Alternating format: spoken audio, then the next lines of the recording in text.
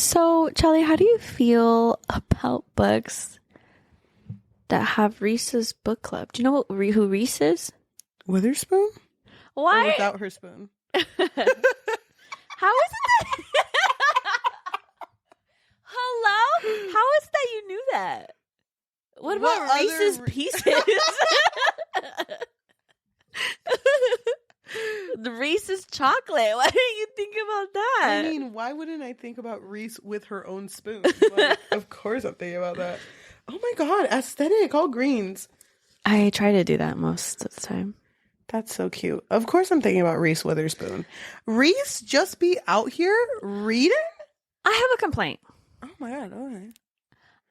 I have a complaint too. I just felt this book. I have one complaint. I'm sorry if I spill. I'm just kidding. I didn't. I just feel like I love Reese Witherspoon. I'm not coming for her crown.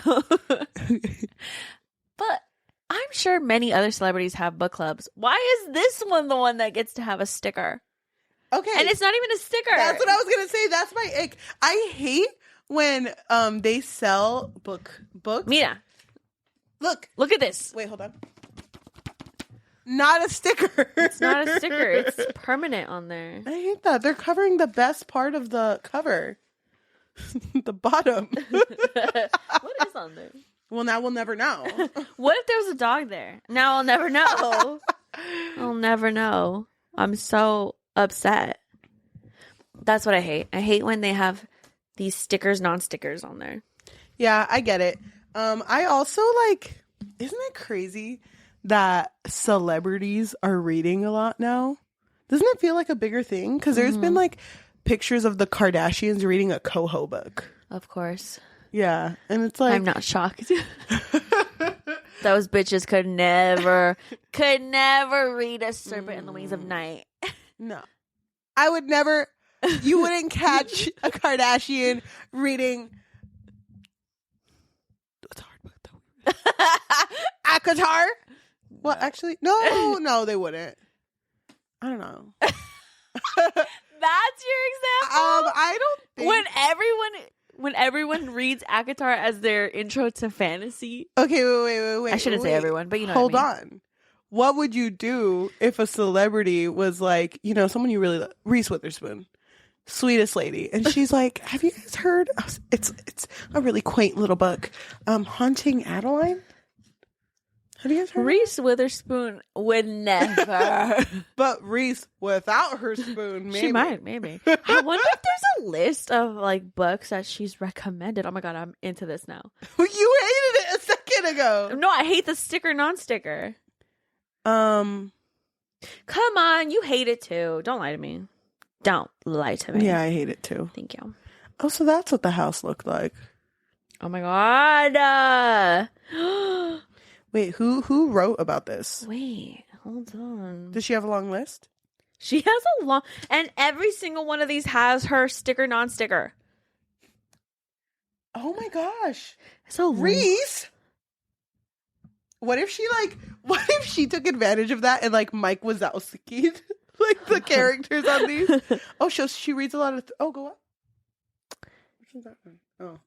Marriage Portrait. So she reads thrillers.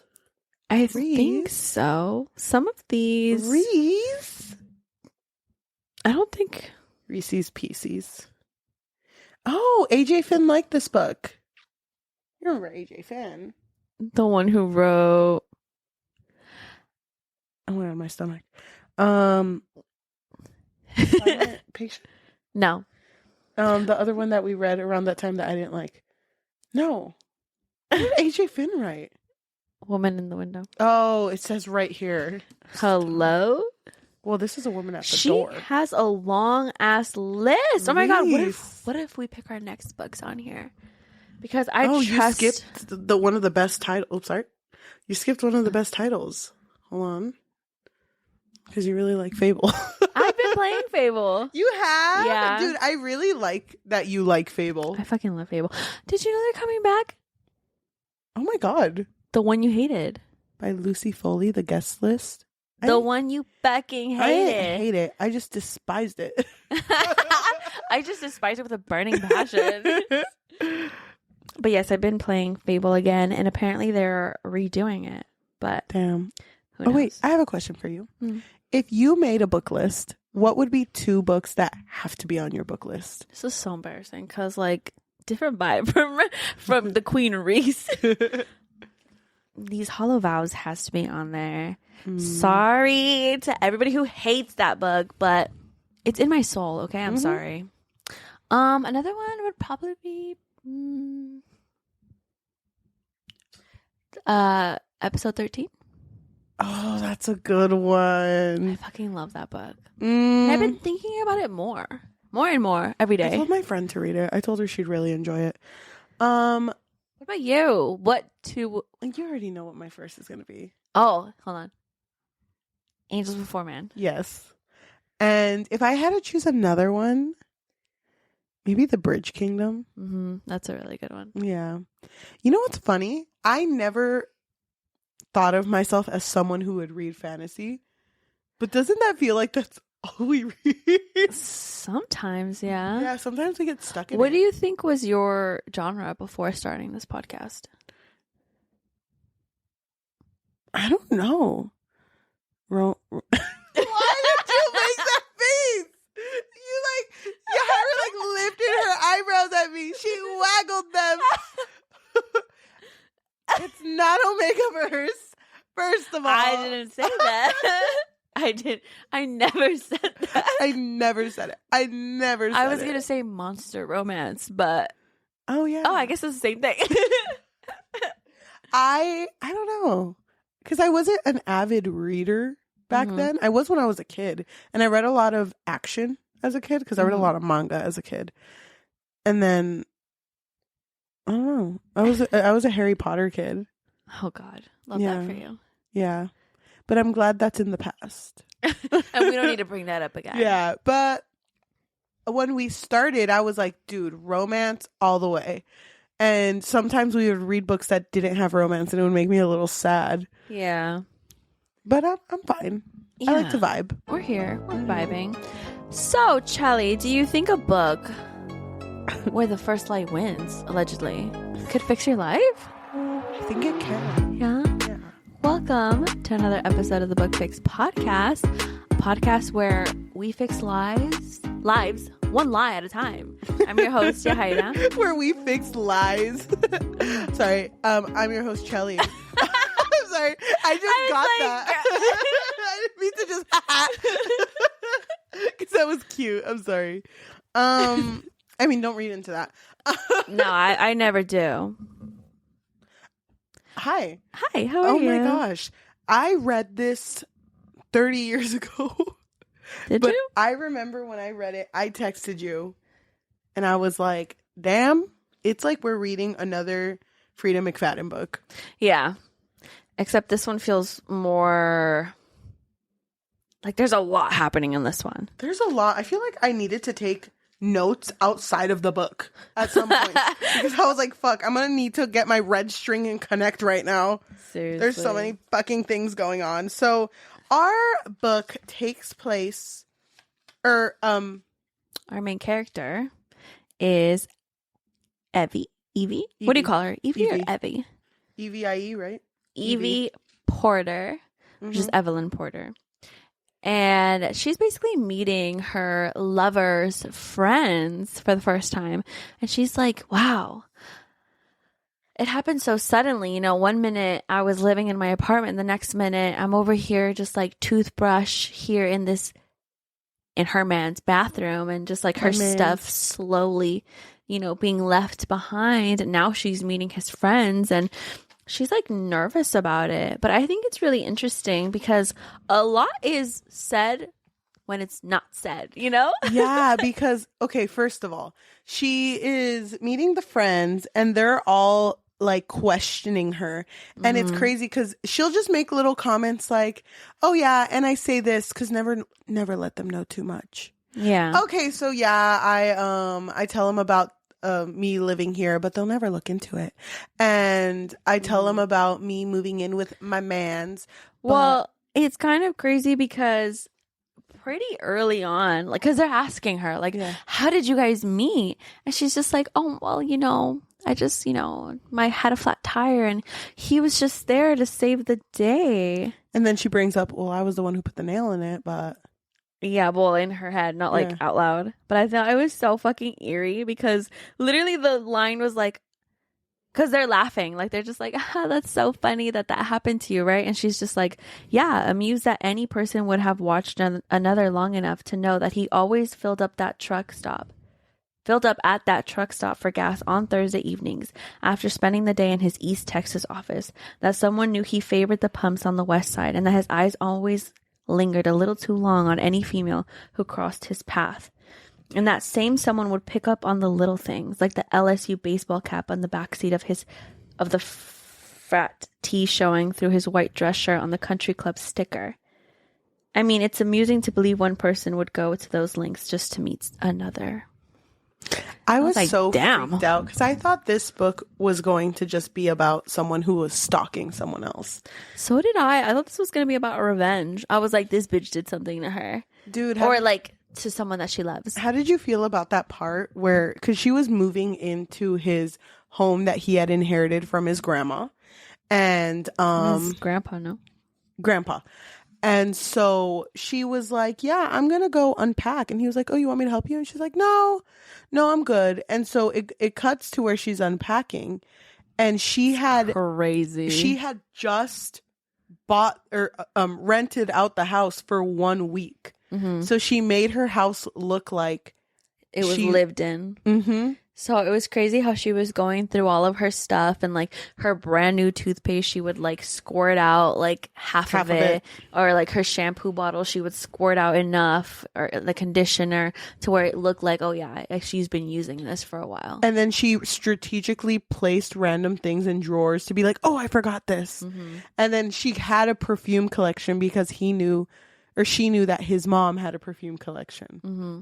So, that was weird to me because I'm like, okay, what's he gonna do? Be like, oh my god, you're just like my mom, and that's exactly what I love about you.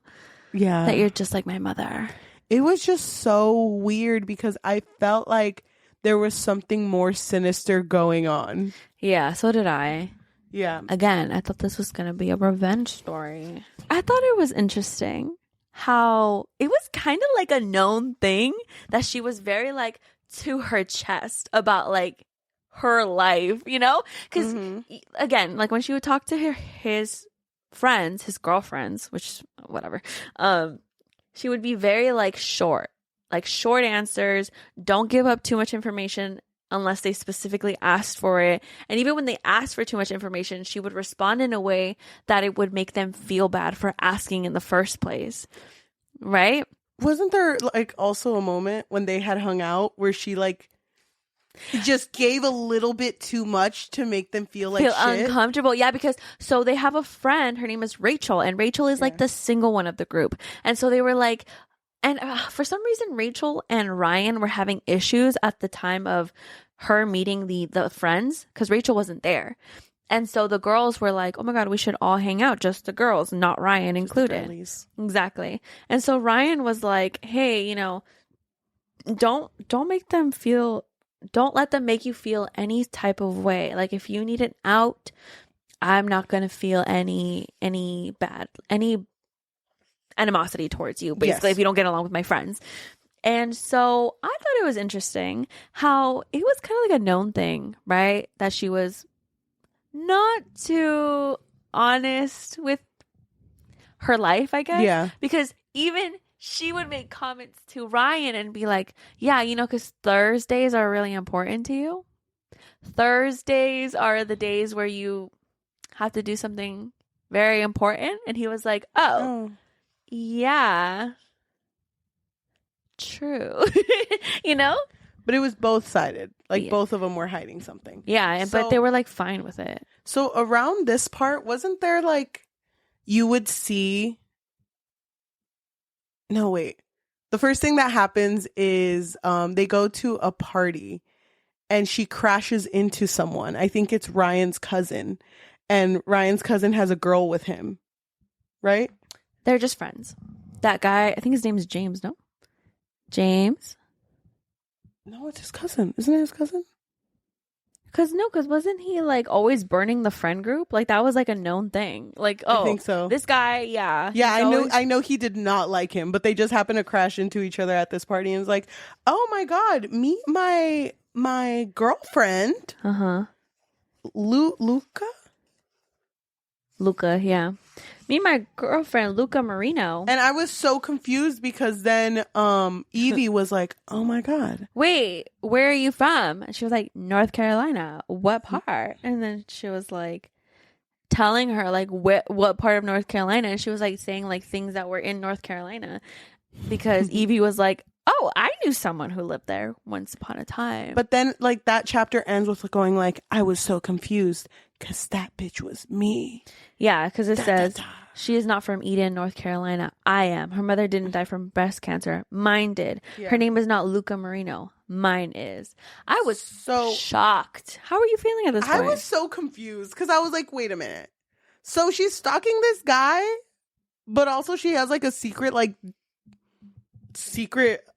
I guess, identity. And I wasn't sure what was going on because I didn't see the point in someone impersonating her.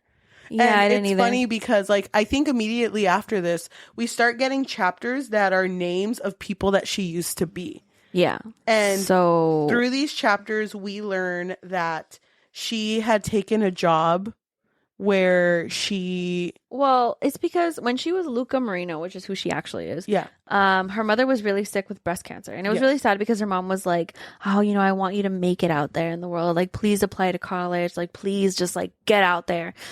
And she was like, yeah, sure. But she was working really hard, and where she worked, like rich people were there, I think, or something allowed her to steal easily. It's from because people.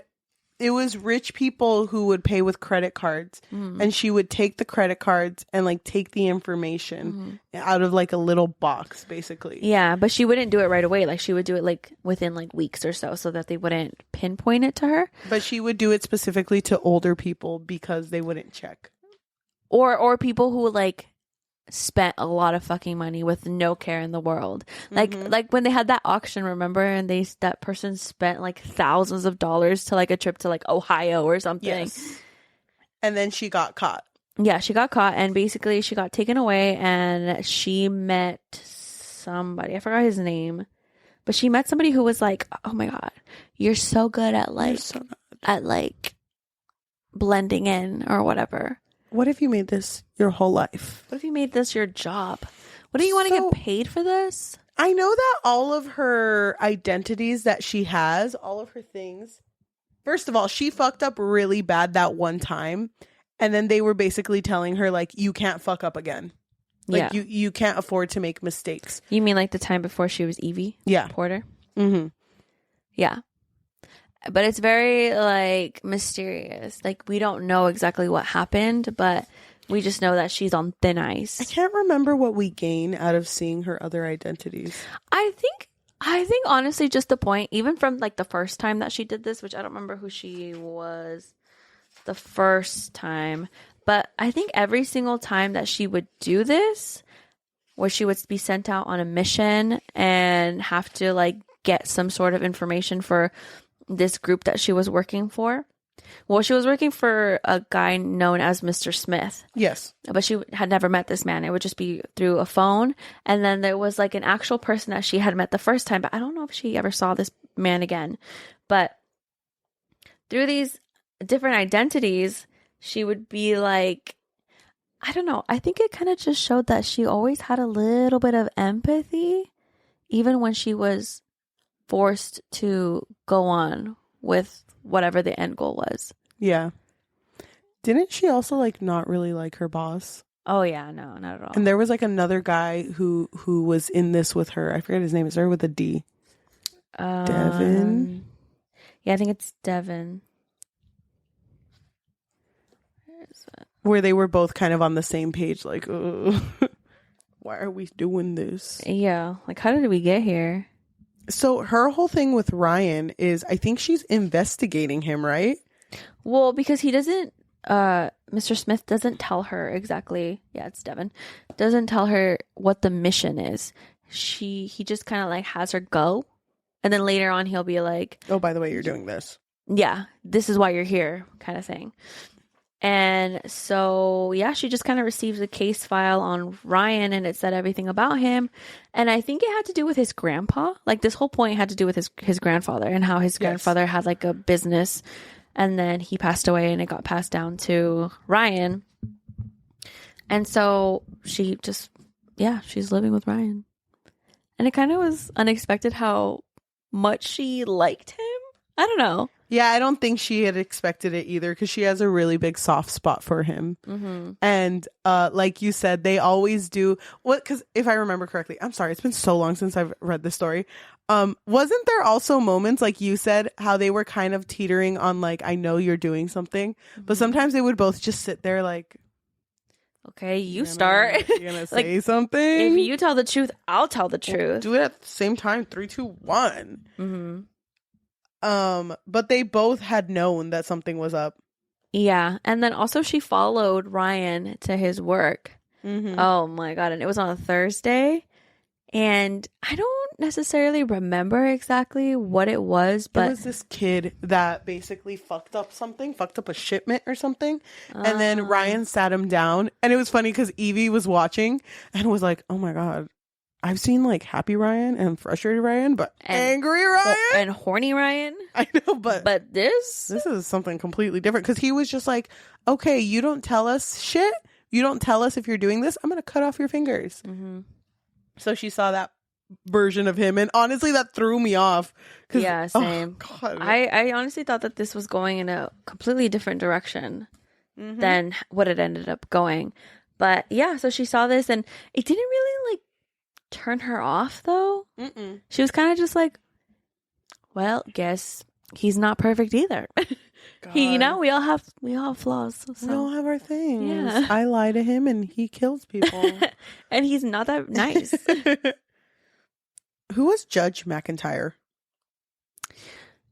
So Judge McIntyre was one of the cases that she had, right? Mm-hmm. One of the cases that she had. And then I think that she let him go or something.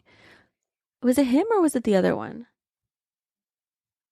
Was he he came through like a champ? He was the one that was really nice to her, I think. Yes.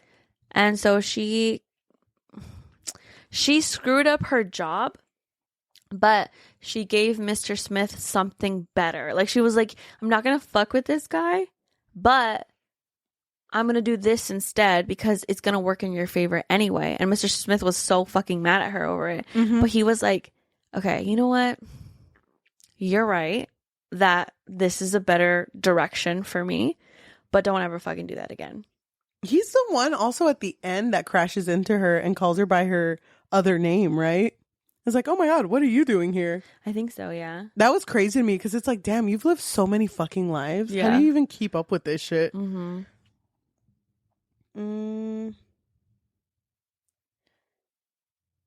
How did you feel about all of the lives that she lived? Like, is there any that like stood out to you?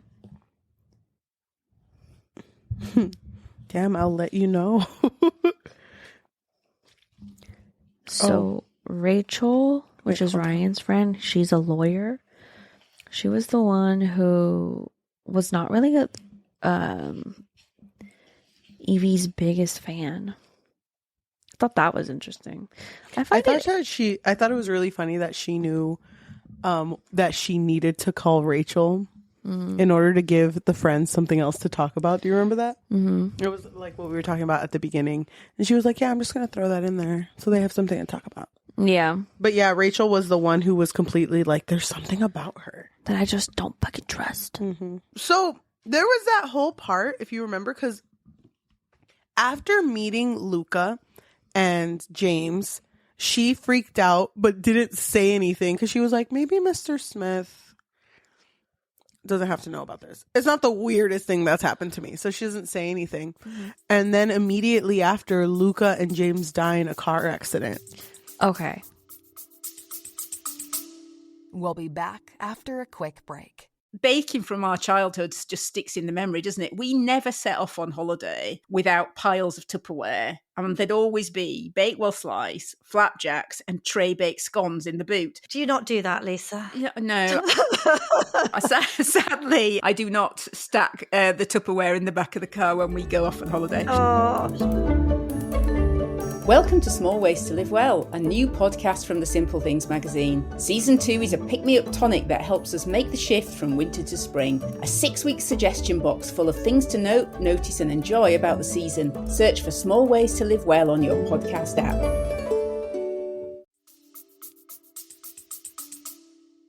Yes, but it's because Luca and James end up going to their place for dinner.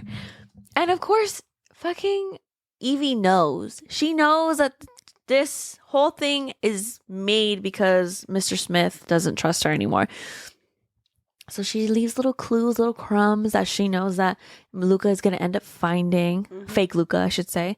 And so she does end up finding whatever it is that she had hidden. And she confronts her. She's like, Luca, I know you're not fucking Luca. And she's just like, what are you talking about?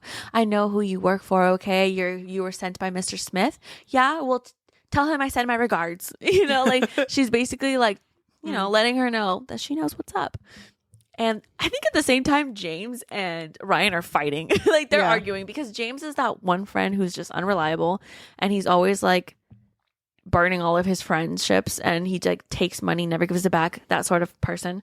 And so they end up leaving, and they did have like drinks, but fake Luca seemed like she was fine. Yeah. And so they leave, and then they end up getting into a car accident that killed them both. And it was absolutely crazy because fucking Ryan turns on the TV and it's just like Luca Marino and James Blank die in a car accident, and they're just like, what the fuck? They were just here. Yep. And Evie feels a little bit bad because she's like, wait, is that my fault? Was that oopsie? And it's funny because it isn't until after that she calls her connection, her phone. Is it Mr. Smith that she calls? I feel like there's a middleman, but I can't remember. They call someone, and then she's just like, doesn't she call Devin? I could have sworn she calls Devin, and it's like, you'll never fucking believe what happened, Devin, because she made a friend. Devin is the one who also worked for Mr. Smith, and she would just tell him things. I also like that they would have like secret codes through Instagram. I don't know. I thought that was interesting. But there is a point because her and Devin meet up at some point, and I don't know if it's in the past or in the present. I think it's in the present. But they're looking through some files that were sent to them, and it's a video of Evie, right, in the maid outfit. From when she was Mia? Yeah, it was when she was Mia, and does she commit a crime? Yeah, so basically she was connected to somebody's death. And I think the video basically showed her like causing a fire or being around a fire, like something along those lines. She was like, oh no, that's Luca. Yeah, that's that bitch Luca. May she rest in peace. Yeah, I love her though. Oh yeah, because Evie gets arrested. Yes. And they're asking her like, isn't this you? And it's like, Evie, you're under arrest for being involved in the murder of Amy, whatever her last name was, and Amy Holder, okay. And then they're just like, no girl, it's not me, I swear. And then that's when Rachel is helping her reluctantly, but I thought it was so interesting that Evie just tells her, oh yeah, I'm not actually Evie Porter. And she's like, what? Who are you? It's like, don't worry about it. Don't worry about that, Rachel. Don't worry about it, but I didn't kill that girl. So just trust me, bro. Oh my God. Yeah, that's Luca. Don't you see it in the eyes? I would have never worn that. Yeah, they basically just accept that it was fake Luca Marino because they look eerily alike. It's crazy to me that Evie is so like 3 steps ahead every single time because she's like, yeah, that's why I tell the truth as often as I can because you don't want to be caught in your own lie. Yeah. Yeah, and I'm sure like if you're always fucking lying, it must be so hard to keep track of everything. Mr. Christopher Smith. I'm going to be honest. I still don't really understand the title. I know she explained it, but I don't get it. I don't get it either. First lie wins. I think she said something like your first lie has to be the most impactful, like the most meaningful. But also it's not supposed to change much, right? I think so. Let me see if I can find it. It's near the beginning. Okay, so it says, there's an old saying, the first lie wins. It's not referring to the little white kind that tumble out with no thought. It refers to the big one, the one that changes the game, the one that is deliberate, the lie that sets the stage for everything that comes after it. And once the lie is told, it's what most people believe to be true. The first lie has to be the strongest, the most important, the one that has to be told. So, like you said, like it would be like just a little bit off from the truth. Like it's still close to the truth, but it's not the truth. Yep. She was really good at that shit. Yeah, she was quick on her feet, which could never be me. So I didn't really get. What was the first plot twist? Oh, the first plot twist was Luca. That there was a fake Luca Marino. Yeah. I thought that was going to be a bigger thing. I thought so too, but she was gone as soon as she came. When does Evie and Ryan, when are they on the same page where they figure out? Well, she doesn't really tell him right away, but when she gets arrested and she has to appear for court or something about questioning, I think, he's kind of like, I don't even care what the truth is, girl. I'm here for you. Like, I believe you no matter what, or I just don't care. I don't care what the truth is, right? Like he was kind of just following along, and she was like, "Okay, well, I'm not going to tell you right away." And he was like, "It's fine." And then doesn't she goes off to meet Devin? And that's when he showed her the video that you mentioned. Yes. So the whole time, Ryan is like with her in this journey, but he's not with her directly. He's just kind of like in the hotel, like in the city, waiting for her. And so I don't remember the exact moment that he's like aware. He tells her first, doesn't he? Because remember they would have this thing where it'd be like, no, you go first. Yes. And then I'll follow and tell the truth. And then I think something happened with her. He goes off and helps her. They're back in their place. And then he's like, he tells her about the business that he has on Thursdays, basically. And then I think she tells him too. And then they love each other a little more. Yeah. After that. Because I do remember it not being really that big of a deal. Yeah, he didn't give a fuck. He was just like, oh, you have a couple secrets? Me too.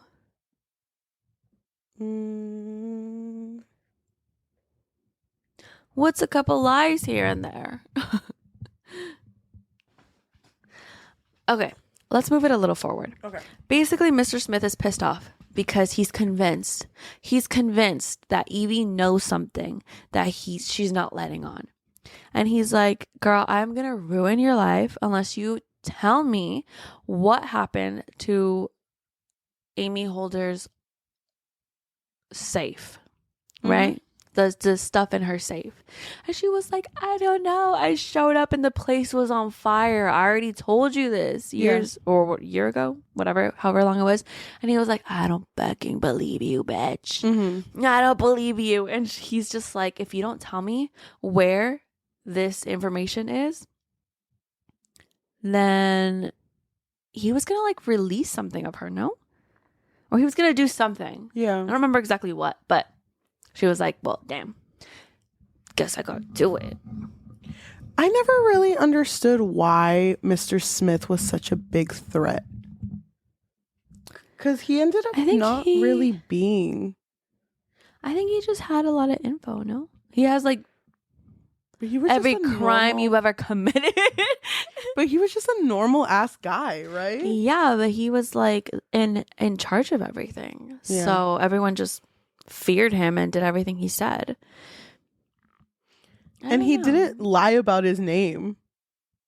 right? It wasn't a fake name. It was like, no, you just have that type of name, bitch. Yeah. There's 5,000 of you. Yeah. Christopher Smith. Right? What's his name, Christopher? Yeah. But don't you remember the other plot twist? Who he actually is? Who was he? Spoiler alert. I don't remember. Don't you remember that she had two friends? She had the friend Devin, and then Yes. she had the friend George. Yes. Wasn't George Mr. Smith this whole fucking time? I don't remember Was it him? I don't remember what George did for her. Yeah, I guess I don't need to call you George anymore, I say. Yeah, but I don't remember what George would do for her, but Wasn't he at the P.O. Box place? is that what he did? That's I what he had did no on idea. his past On time. his off time? I didn't get the end. Tell me. So, okay, Amy is alive. Amy's alive. Mhm. And do they vibe? I think they vibe. I think they're all friends. So, Yeah. Amy, Luca, her name is Luca, Mhm. and Devin are all just kind of vibing. Mm-hmm. And then there's a part where it's like, oh, can you read me my messages? Yeah, and she's doesn't like, she call her- She's like, sure thing, Miss Smith. Why? She's basically gonna take over what Mr. Smith is doing. So she's gonna I thought be they in charge got of that. married. How? It's like, Isn't he Oh. gone? yeah. I was like, oh, what? Wait, did he die? I don't remember what happened with I him. don't think he died. I think he was just dethroned. Apprehended. He was usurped. I don't remember what happened to him. Damn, though. I do. Oh my God. I feel so bad because I read this book a long time ago, but when I was reading it, I was hella into this shit. Yeah. But I will say, it going back and forth between all of the people she was, it was so hard to fucking keep up with who was who. I feel like this would be an amazing movie. Yeah, I think so too. I think it would hella hit. But I don't know. I feel like I did really enjoy it, but I got kind of lost because there's so many fucking names. And also her fake names. So I'm just like, oh my God, where am I right now? Mhm. And then I don't know, kind of every single time I kind of just felt like, okay, why am I here in this specific moment right now? What am I gaining from this fake identity? And I think with me, the whole Rachel part with the whole, when she lawyered up and helped her, I don't know. I know that Rachel was the one who was the most hesitant, but also I didn't care for her at all. I think it was supposed to show that, oh, she actually is going to become friends with his friends. His friends group. Why does he have so many girlfriends? Well, didn't he come from a town with just a bunch of girls? Is that That why? type of town. Yeah. It's just that type of town. Also, I find it interesting that when Luca first saw him, Mm-hmm. she was like, oh, he's just that type of guy who likes to see girls in short skirts.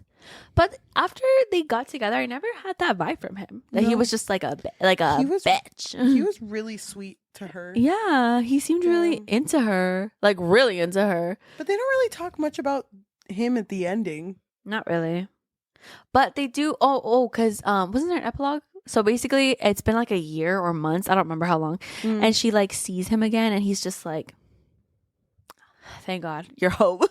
Like he basically just accepts her, right? That's fucking wild. I don't think I read the epilogue. I'm pretty sure.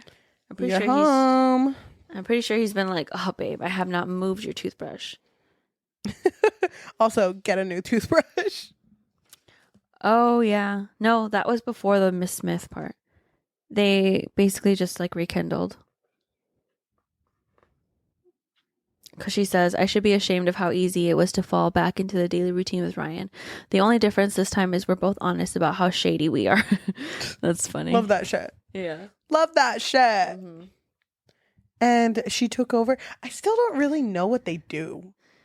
They're just like a protect and taking information from people. Yeah, taking important information from people that just, I don't know. I don't really, because I think one of them, the one that she didn't like go Do through well. go through with it was, well, Amy. First of all, Amy had a lot of shit on Mr. Smith that could fucking ruin his life, and that's why he was like losing it. He was like, "Get me that shit."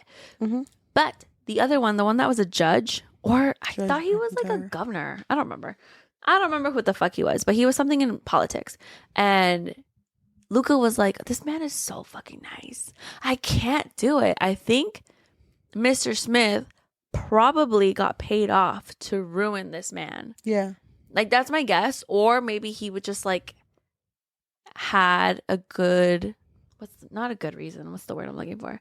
Like, he would have some sort of advantage if somebody else won as opposed to this nice man. Yeah. So he was a little corrupted. Yeah. But I do remember her, or Mr. Smith talking to her and like, you can never let this shit happen again.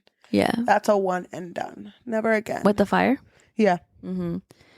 Yeah, because she made him think that Amy was just like a drunk and she was always smoking. So like she was passed out mid a smoke. And so that's why her place caught up in flames. Damn. Oh my God. I feel like I need to reread this shit. What do you think you rated it after? I really enjoyed the book, but I feel like, I don't know, there was a couple parts where I was like, God, it kind of feels like it was dragging a little bit. That's why I feel like it would be more exciting as an action movie. Mm-hmm. I was really into it the first half. Yeah. But then I just started getting confused. After the Luca death, I was like, what direction does this book want to go? Because I was kind of disappointed that it wasn't a stalker story. That's kind of what I expected, mostly because of the cover. Uh-huh. I thought it was a stalker story too. Well, revenge stalker story, because I didn't read the summary, but I like kind of like glanced at it a little bit. And so I saw like Evie Porter doesn't exist. Yeah. Or whatever. So I was like, oh my God, she's infiltrating in a man's life. But yeah. it's still interesting though. Yeah, it is. You're right. It would be a really good movie. This feels like a Netflix movie. Yeah, please Netflix, pick it up. Come on, it was recommended by Miss Witherspoon. Miss Reese. Oh my God. I think now sitting with it, because I remember reading it, I was so into it. And I was like, damn, 5 out of 5 type story. Really? Yeah, but I think now sitting with it after so long, I'm like 2.5. Really? Yeah. I think I would give it like a mid 3. Mid 3? Or 3.5, 3.75 around there. Mm. Because it was enjoyable. I don't know. Who's this author again? Ashley. Oh, yeah. Did we even say? This is First Slight Wins by Ashley Elston. We did say the title. We didn't say the author. We did, talked about Reese for a while. Yeah. I feel like we need to read another book of hers. Yeah. But I don't know. Thrillers for me, I really like reading thrillers, but I get so fucking confused. I feel like I have to do extra work. You have to think too much. Yeah. She looks like a sweet lady. Oh my God. So you give it a 2.5, is that what you said? 2.5 or 3. Okay. Yeah. A generous queen. Oh, thank you. Yeah, I know. Do you have anything else to say? No. Well, do you think that we would look at other books that Reese Witherspoon has recommended? I don't know. Reese. I don't know. I feel a certain way about celebrity book clubs. Because we're not invited. Yeah, I'm sorry. I'm like... You're disappearing in this I bed. just feel a certain way about it. I wonder who recommends the book to celebrities. Or do they just like... I don't know. Bring me a book. Bring me a book and I'll sniff it out. I'll tell you if it's worth it. Put it on my spoon. It's okay, Reese. Okay. That being said, to everyone listening to us in podcast form, whether that be Spotify, Apple Podcasts, Amazon Music, or anywhere you get your podcasts on, thank you so much. If you can leave a rating of 5 stars and a review recommending us another book, that would be great. If you want to support us and you have a little bit of money, what can they do? So we do have a Patreon, and at the moment it really just serves as a way for our listeners to let us know that you really enjoy our content, that you enjoy what we have to say. You can find us on patreon.com/bookfix. But if you don't want the commitment of monthly, then you can find us on Ko-fi, which is ko-fi.com/thebookfix, or buymeacoffee.com/thebookfix. And if you are watching us on YouTube, thank you so much. If you can like, comment, subscribe, and hit that notification bell, because we post every Tuesday and Thursday. We also have an Instagram and a Threads, which you can follow us at the Bookfix Pod, THEBOOKFIXPOD. And we also have a TikTok and a Goodreads at the Bookfix, THEBOOKFIX. Okay. What type of review do we want to read? Isn't our Goodreads the Book Fix pod? Oh my god. No wonder. No wonder nobody has followed us on the Goodreads. Hello, the Book Fix pod. Oh my god, I'm so embarrassed. I What do could you be want to read? A wrong. positive or a negative? I'll do positive.